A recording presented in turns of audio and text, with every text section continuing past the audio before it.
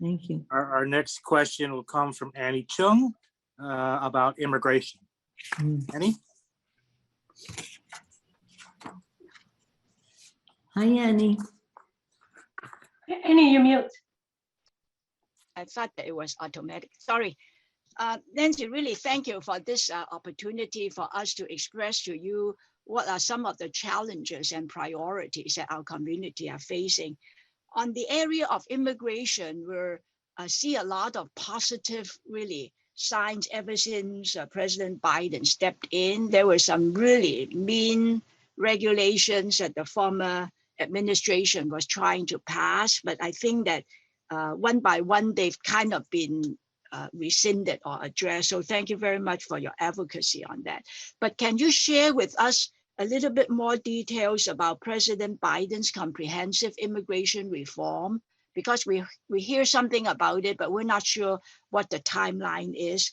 And I know that Congress is working on legislations regarding our DACA program, our Dreamers program, and also the temporary protected service, right? The DPS and the enforced departures. All those legislations are really important to the AAPI community. So we'd like to learn a little bit more, and how can we help? Yeah. Thank you, Annie, for your service in so many ways. It's self-help for the elderly, whether it's healthcare or any subject that relates to them, and this important issue of immigration. I remember when we were sitting on the floor crying when they passed the, what was that thing, so-called welfare reform bill that was so damaging to many of the people that we were trying to help, on top of some of the immigration chatter. It's heartbreaking to see how public policy, which supposedly has a big vision, but has a terrible impact on individuals. So in this bill, well, first of all, thank you for acknowledging that we're trying to do the Dream Act and for the DACA and the Dreamers, even more than DACA, and then the temporary protected status. We passed that legislation in the House a couple of weeks ago. And we also passed the Farm Worker Modernization Act, which is important in California in terms of farm workers and the rest, but across the country. It's interesting to note, I didn't know this until recently. I did stand on the floor for over 8 hours speaking about the Dreamers Act. It was the longest speech in the history of the Congress. It wasn't really a speech. People were handing me stories of Dreamers in their districts, and then it was coming over for the Senate, so I just could be telling stories. But the minute you give up the floor, it's over. So you can't give up the floor. So that's what that was. But anyway, just to say what a priority that is for our Congress, and as obviously for me as Speaker. I didn't know until recently, though, that the first applicants for DACA were Korean Americans, were Koreans. So what we do know is that the Dreamers are represent the beautiful diversity of our country. People think of them mostly from Latin America, but from Africa, from Asia. You know the beautiful diversity of the AAPI community, and that is reflected in many of the Dreamers as well in our country. So we're hoping that we can pass that in the Senate, and I'll go to that in a moment, as well as the farm worker one. That has strong Republican support. We got 8 or 9 votes for the Dreamers in the House. These people are not necessarily sharing our values all the way. We can only get 8 or 9 to vote for that. On the comprehensive bill, this is a bigger deal. While if we could pass Dreamers and workforce and TPS, the temporary protected status that you mentioned, and put them on a path of citizenship, it's millions of people. It's millions of people. It's more than half of those who are not fully documented in the country now. So we're hoping we can get that done.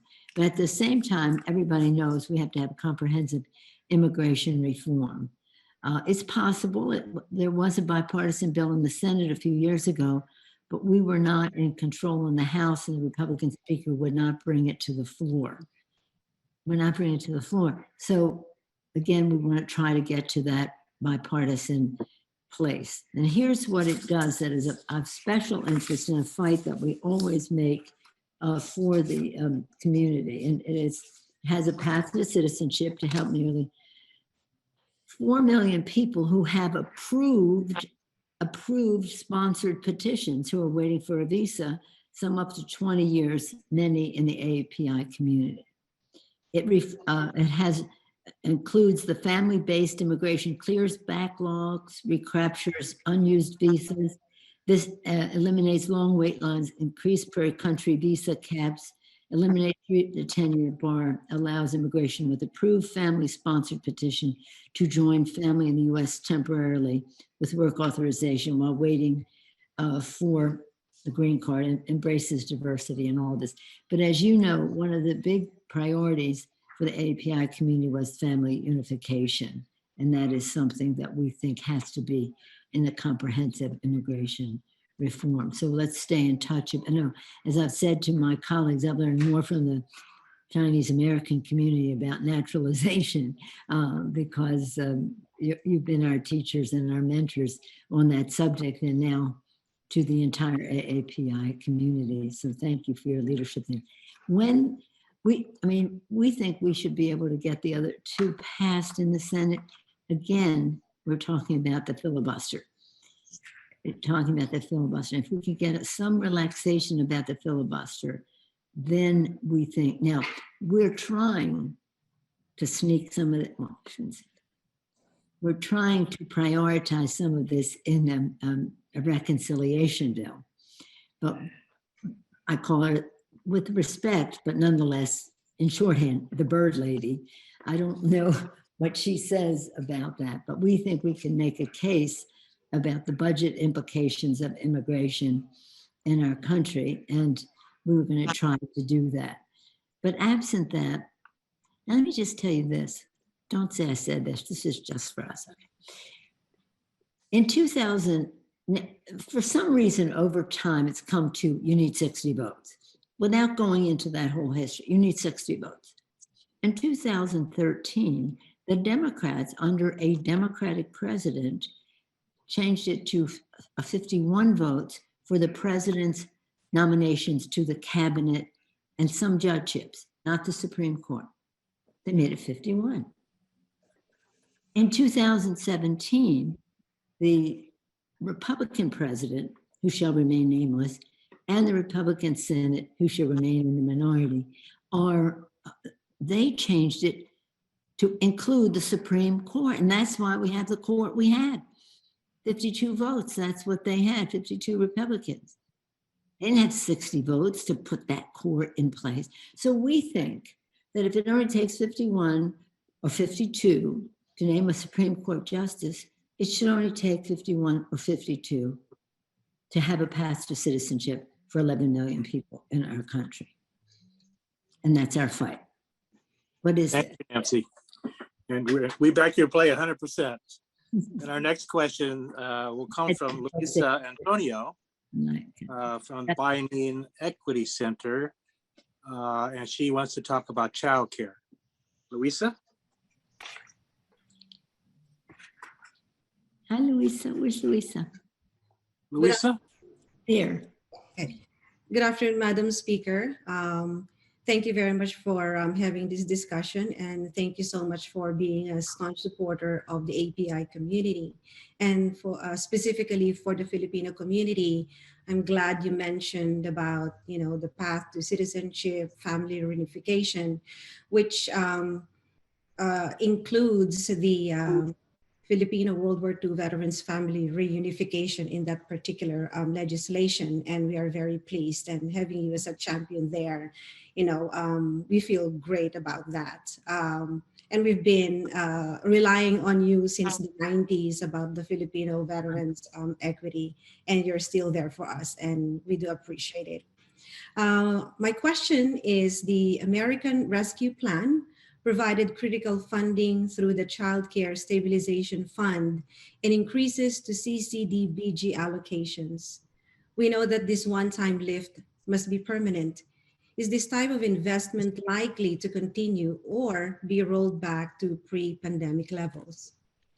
Well, thank you, Lisa, for your work in this regard. And yeah, we've been trying a long time to have justice for our Filipino vets. As you probably recall, my college roommate was Filipino. Filipina. She was from the Philippines.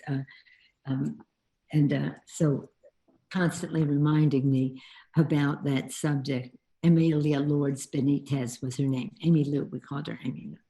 And she's back home in the Philippines for now decades, but she did visit me in the speaker's office. Let me just say this, in terms of the child care issue, thank you for that. In our bill that we passed in the summer, which is Moving America Forward, we had $200 billion for child care. This bill has about $45 billion. It is a 39 for child care, a few billion for a Head Start, and then maybe like one, and then another 5 for another kind of child care program. But that, as you say, that's COVID centric. For us to have what we need for childcare in America, for it to be transformative, we really must do much more. And as I say, in January, in the summer, at the end of June, beginning of July, we had a $200 billion plan, separate from COVID centric. And we had in the rescue, as you know, the 45 billion. The president in the next iteration of recovery has 25 billion more in the infrastructure bill. And I think we just keep growing that. Two things that I think have to happen in a major way that are, shall we say, central to people's lives, but not always on the top big money things in bills. One is childcare. This is everything. This enables women and men to be in the workforce, whether it's a child or a senior you're caring for. It's family care of one form or another. And mental health, especially after the COVID. We have to think in a bigger way about mental health. And those two things we're trying to say really need a bigger commitment of resources, and that being financial and otherwise, and listening to the community-based organizations that are delivering those kinds of services so that we can allocate the money where there's the absorptive capacity to get the job done. But thank you for your leadership on that. So again, for our members, this is like fighting words. Childcare. Let me add them. You know, everybody talks about any subject. Women in the workplace, women in the academic world, women in government. You have to have childcare, and you have to know if I'm going to hire somebody. Say I'm a guy and I'm going to hire somebody. I want to know that that person, man or woman, is fully at work when they're at work, and they're not thinking, "Oh my God, I don't even trust the childcare that my child is in." You know, it has to be that level of quality and trust so that women, largely women, can take their full place in our economy, in our country, and be providers for their families, amassing the resources they need for their retirement, meeting the needs of their families multi-generationally. Thank you, Nancy. I think we have time to slip in one more quick question, and this is from John Osaki. John? Hi, John. See, John. Hello, Speaker Pelosi. So I wanted to say that this is my 25th year as executive director, and I've never called you Nancy. So I'm going to consider myself part of the club that's graduated, be the very special club to be able to call you Nancy. But thank you very much for joining us here today. And, you know, what I wanted to ask about is, you know, an article came out in Time Magazine yesterday about why the children of this country are not taught Asian American history, and specifically about why they are not taught about the racism that Asian American communities have experienced. And, you know, you might recall that in 1988, the Civil Liberties Act that provided reparations for my mother and father, who were both incarcerated during the war, also had an education fund. And that education fund was unfortunately dramatically underfunded by the time allocations were made.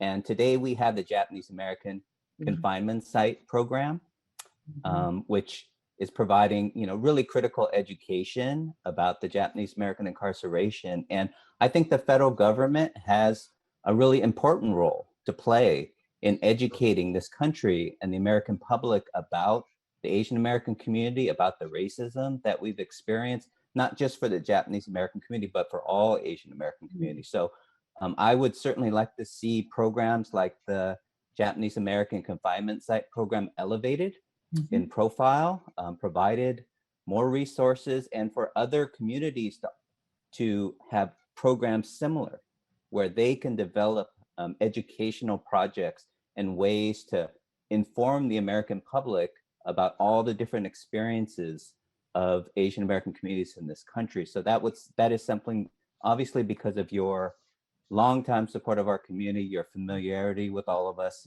that is something that we would certainly very much appreciate you, taking a leadership role and making sure that the federal government takes responsibility for making sure that this country is educated about not only our contributions to, American society, but, really all the past harm and racism that we've faced as communities. Well, thank you, John, for that question. Let me just say that it's always interesting to me when we talk about the greatness of America. We say Abraham Lincoln, during the Civil War, he built the Transcontinental Railroad. No, he didn't. Chinese Americans built the Transcontinental Railroad. So let's make sure that that contribution, and as you look at the pictures of actually the people who did the job, you got like 7 white guys standing there slightly acknowledging who really built the railroad. And when I say built, I'm not just talking about the physical labor, which would be significant enough, but the intellectual resource that it took to build and have it come together where it was supposed to come together. So that'd be one thing. But in terms of the reparations arrest, I happened to be in Congress and voted for that legislation. And education was supposed to be an important part of that. And I think now, I think we're embarrassed. I think America's embarrassed by what happened during World War II. As I said earlier, Doris Matsui talked about being born in a camp.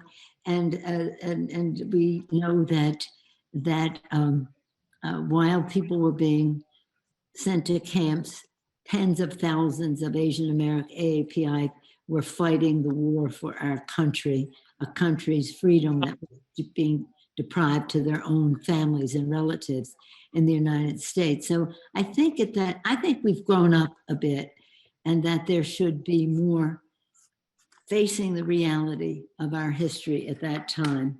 And so Doris, well, of course, I served with Bob Matsui, who also was born there.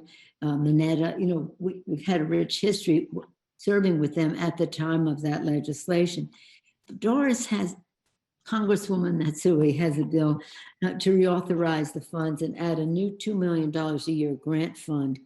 And it's included in my own appropriations request for that money. Now, in terms of the National Park Service, I mean, this is an interpretation that is so valuable to the American people. And I think that they are ready to embrace a fuller embrace of showing off the camps. They look all nice and neat, of course. And so people were like, well, that looks good. No, it wasn't good. They were incarcerated. It isn't good not to have your freedom, no matter how nice and neat people kept it. So we have to make sure that the injustice that was so much a part of that is very much a part of the interpretation that goes forward, and I'm sure that it will. But rest assured that with Doris there and Mark Takano and others, that strictly Japanese, but the others who are AAPI sharing that value. We've done that with Native Americans. Have we really corrected the record there? We've done it with the African American community in so many ways. What happened with the shall we say, discoverers of America and what that meant to Native Americans and the rest? We really haven't faced up to where we are as a nation. Last year, now it's a year and a half ago, because COVID's almost not counting as a year. I took a delegation to Ghana, where we saw the place 400 years ago, where the first death ships took Africans as slaves to America. The brutality of it all is beyond what you could imagine. I mean, there were dungeons and treated worse than animals, and upstairs they were in church praying. Really? What's the hypocrisy of that? The Europeans, they were praying. These are God's children that you are mistreating, and you're upstairs praying like you're some kind of a good person. So, and that to me was the beginning of a very important part of American history. It started in Africa. I think even those who were involved in the 40s knew that this was wrong, but we just have to teach the American people so that nothing like that ever happens again. And sadly, this COVID hate thing brings back that terrible, terrible memory. So you're absolutely right, John. Let's stay in touch on that. It'll be good. Now, my doctor, Dr. Hayashi, I went to the grandfather, the son, and now I go to the grandson, dentist. Every time I went to the dentist, when I came to San Francisco a long time ago, long before I was in Congress, I'd open my mouth and I'd hear about how we had to get the reparations. I was captive audience. And so every time I spoke about it on the floor, I clearly remember Dr. Hayashi and telling me how awful it was. He must have known that one day this mother of five who's in here is going to go to Congress, because he was definitely convinced that I had to leave the office every time, fully aware of what the injustice was and what the possibilities were. And that's a real tribute to the Japanese American community and those who you were able to attract to the cause in the community. I know so many people who were active Democrats, but they relinquished all of that to work on the reparations side of things. So again, thank you for making America more American by facing up to what we are and what we did and what we should be doing better, and making sure that our children know the story. Thank you, John. And thank you, Nancy. To close it out for us this morning is Steering Committee member Eddie on. Eddie? Eddie? Hi, Eddie. Oh, Speaker Pelosi, and thank you again for your leadership on these issues. I think it's just really passing the microphone, the virtual microphone, back to you on closing remarks. As we've discussed today, we've seen a lot of cross-cutting issues being discussed, whether it's housing, jobs, welfare reform, immigration reform, and we thank you for your leadership on being able to hold this at both a national level and also be sensitive to very local communities that are struggling right now. And you're very aware of Asian Pacific Islander communities in San Francisco, spanning from South of Market to the Tenderloin to Chinatown. And just would love for you to end us on a strong note today. Well, thank you for your and again, what that means in terms of equity, because that is the word, that is the values word, that is the fairness word, that is what we should all be striving to, whether it's equity in access to health care, affordable housing, whether it's equity in terms of the workplace, it has equity in terms of environmental justice, almost every subject that you can name. There has been some injustice that needs to be corrected. And under this president, I think we will see transformational change, because it will be predicated on equity, not trickle down. We'll do it for these and then about starting with equity and letting that bubble up. Where we have been successful, and Lord knows this, and Annie, and is where we have worked together on these issues. Not that I come back and say, well, this is what was cooked up. No, what you tell me and I take back. And now, of course, we have more diversity in the Congress. So that's a blessing, because we have a Grace Meng, young mom with little boys that she brings to the floor. I mean, it's a beautiful sight to see. Doris Matsui, Tammy Duckworth, two little babies born in Congress, So for us, it's frankly, it's all about the children, all of America's children, and equity for all of America's families. Whether it's, I always say it's about the children, their health, their education, the economic security of their families. For three that are addressed in the rescue package, going further to safe environment in which they can thrive. We passed the gun bill. In the president's infrastructure bill, it's about clean air, clean water, no lead, that kind of thing. So safe for the children. And then a world at peace in which they can reach their fulfillment. We learn a lot about all of those things. So know your power in this discussion, because it's not for us to assume anything. It's for us to know where you think a difference will be made. We've had some nice successes over time with some housing projects and what we tried to do in all of the subjects I named, health, education, et cetera. But more needs to be done. And there is an opportunity now with this president. This president is a unifier, do it in a unifying way. So the challenge we have now is to have people take a step beyond these hate crimes and really call upon our Republican colleagues. I don't even mean this in a partisan way, except it's necessary for them to shed some of the things they said in the hearings last week. I hope you didn't see some of the things they said, and just take us to a place that if we're going to be proud to be Americans, we have to be proud of our AAPI community. And that is not with any condescension, but with the greatest respect and pride that we take. So let's stay in close touch on all of the things we talked about here and beyond. Again, I feel very proud to represent San Francisco. I brag about it all the time that when I go home and I go to Chinatown or I go to Japantown or I go wherever, and I think, oh, those poor souls, they don't have a district like this. How boring like that must that be? How uninspiring must that be? Don't tell them I said that, but I do tell them anyway. In any case, thank you all very much.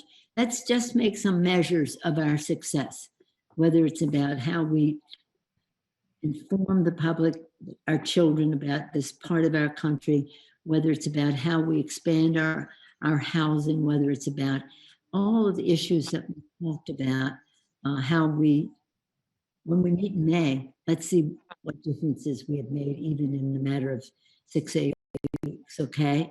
And what our goals are beyond that. By then, we'll be on our way with our infrastructure package. It won't be passed yet, but we'll be marking it up in committee. And your voices will be important to hear at that time. Thank you, Gordon. Thank you. Thank you, Nancy. We're getting your picture. Everybody now, real quick. We love you, Nancy, okay? We love you, Nancy. Love you, Nancy. We love you, Nancy. We joined the Thank Nancy you. Club. I'm going to take a quick screenshot. One moment. Uh-oh, screenshot.